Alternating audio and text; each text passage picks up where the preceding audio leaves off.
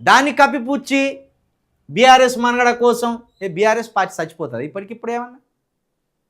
ఇంకా 100 సంవత్సరాలైనా దేదీప్యమానంగా వెలుగుతుంది అది.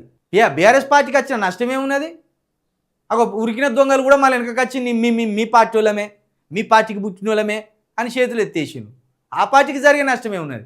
మొన్నటికి మొన్న 4000 గ్రామ సర్పంచులను గెలుచుకున్నారు, 38 మంది ఎమ్మెల్యేలు ఉన్నారు.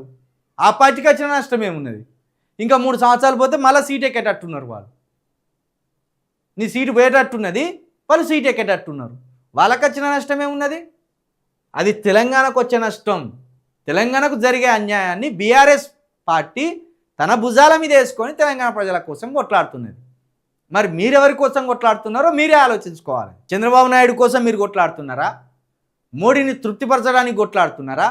రాహుల్ గాంధీని తృప్తిపరచడానికి కొట్లాడుతున్నారా? కాంగ్రెస్ అధిష్టానాన్ని తృప్తిపరచడానికి కొట్లాడుతున్నారా అనేది మీరు అర్థం చేసుకోవాలి. బీఆర్ఎస్ బరాబర్ తెలంగాణ ప్రజల కోసమే కొట్లాడుతున్నది.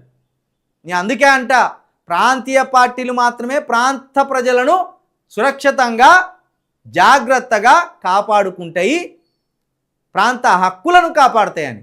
చూడు, ఒక్క ముఖ్యమంత్రి గారు కాంగ్రెస్ నుండి అయ్యే వరకు ఎంత నష్టం జరుగుతున్నదో ఈ తెలంగాణ రాష్ట్రానికి, ఎన్ని రకాలుగా నష్టం జరుగుతున్నదో చూడండి మీరే. ఈ అర్థం లేని మాట్లాడతాను ఆయన. సరిగా అన్యాయం గురించి మాట్లాడమంటే అర్థం లేని మాట్లాడతాను.